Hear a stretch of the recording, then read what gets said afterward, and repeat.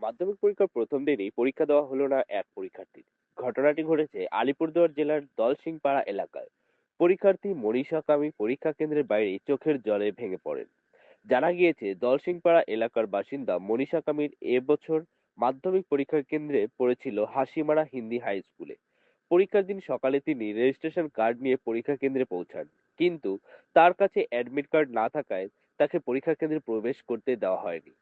মনীষার অভিযোগ, admit card সংক্রান্ত সমস্যার কথা তিনি আগেই নিজের স্কুল কর্তৃপক্ষকে একাধিকবার জানিয়েছিলেন, কিন্তু বারবার জানানোর সত্ত্বেও স্কুলের পক্ষ থেকে তাকে অ্যাডমিট কার্ড পাইয়ে দেওয়ার বিষয়ে কোনো কার্যকর সাহায্য করা হয়নি। পরীক্ষা কেন্দ্রের বাইরে দাঁড়িয়ে কান্নায় ভেঙে পড়েন মনীষা।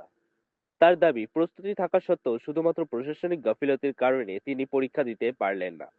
ঘটনায় এলাকায় ব্যাপক চাঞ্চল্য ছড়িয়েছে। এই ঘটনার দায় কার তা নিয়ে উঠছে প্রশ্ন। স্কুল কর্তৃপক্ষের ভূমিকা নিয়ে ক্ষোভ প্রকাশ করেছেন স্থানীয় বাসিন্দারা। বিষয়টি নিয়ে শিক্ষা দপ্তরের হস্তক্ষেপ দাবি করেছেন মনীষার পরিবার। এখন দেখার এই ঘটনায় শিক্ষা প্রশাসন কি পদক্ষেপ নেয় এবং পরীক্ষার্থীর ভবিষ্যৎ সুরক্ষিত করতে কোনো ব্যবস্থা গ্রহণ করা হয় কিনা। আপনারা দেখছেন গজলডাবা নিউজ 24/7। আমি সঞ্জয়ের সঙ্গে আকাশ। काय